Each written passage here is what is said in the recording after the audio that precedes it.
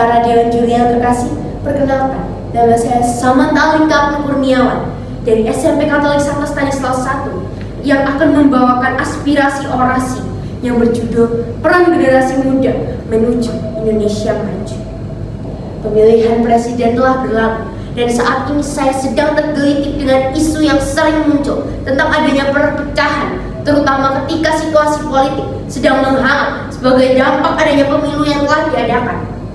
Satu persatu masyarakat dihasut dengan menggunakan isu-isu tentang keagamaan. Orang-orang dengan usia muda, bahkan banyak pula seusia saya, ikutan dihasut, dan yang mendapatkan serangan pertama kali rata-rata adalah para pelajar yang telah memiliki usia sebagai pemilih namun lemah literasinya. Sebagai salah satu generasi muda Indonesia, saya ingin mengajak seluruh rekan dan sahabat, terutama yang seusia sama dengan saya, untuk tidak mudah terpancing emosi dengan suka mengikuti tren untuk berpihak pada suatu golongan tanpa kejelasan informasi ataupun kurangnya literasi, sehingga terjadilah saling menghujat satu sama lain yang bahkan diungkapkan melalui media sosial, melalui banyak kata-kata yang tak jarang menggunakan tata bahasa yang sungguh tak pantas untuk dibaca, dan bahkan memancing emosi orang lain untuk ikut-ikutan saling menghujat. Apakah seperti itu sikap sebagai generasi muda yang terpelajar? Tidak, bukan itu yang seharusnya kita lakukan. Mari menjadi pelajar yang berliterasi dan memiliki kemampuan untuk mengendalikan diri.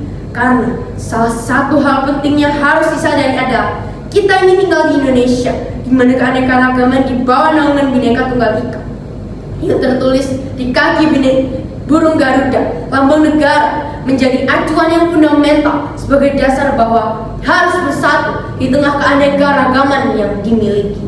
Agama, suku, adat istiadat, bahasa daerah, dan aneka profesi adalah sebagai bentuk kekayaan yang justru tidak dimiliki oleh negara lain, dan itu harus dilestarikan. Dan hal-hal tersebut hanya ditemukan di mana? Ya, di negara Indonesia. Lalu, apa yang harus dilakukan wahai para pemuda pelajar? Sebagai contoh, saya sangat tertarik dengan seorang YouTuber muda bernama Alfira. Ia sangat mencintai budaya Indonesia dan ia adalah seorang musisi.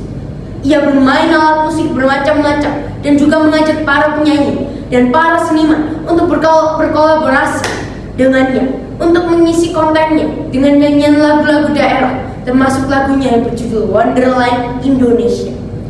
Alfira mempromosikan negara Indonesia yang berisi keindahan alam, budaya, seni di Indonesia, membuat banyak miliaran orang, bahkan orang-orang yang berada di luar negara kita, ikut tertarik dengan kebudayaan Indonesia.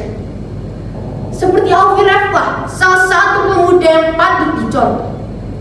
Mari mempromosikan negara kita di berbagai media sosial yang dimiliki dan dengan berbagai cara. Maka dari itu, bangunlah semangat wahai pemuda terpelajar. Bangkitlah dengan perbanyak membaca dengan sejarah Nusantara ini. Kecanggihan teknologi memampukan negara lain dengan mudahnya mempelajari kebudayaan yang kita miliki. Jangan diam saja. Untuk itu, saya mengajak pemuda-pemudi Indonesia bersatu padu mempelajari aneka macam adat istiadat yang ada dan menggabungkan lalu memperkenalkannya kepada dunia dengan menjadi duta-duta kebudayaan kepada negara lain. Mari buat negara lain bertecak kagum dengan keanekaragaman yang kita miliki, dan pada akhirnya negara di belahan dunia lain pun mengakui bahwa Indonesia adalah negara yang memiliki kesatuan yang luar biasa seperti magnet. Walaupun berbeda jenisnya, tetap saling tarik-menarik dan bersatu di tengah aneka kebudayaan yang ada. Cara-cara inilah Nusantara baru akan dikenal oleh dunia dari belahan benua lain, dan pada akhirnya negara kita terkenal hebat dan mampu menjadi negara Indonesia yang maju. Saya Alika mengucapkan terima kasih.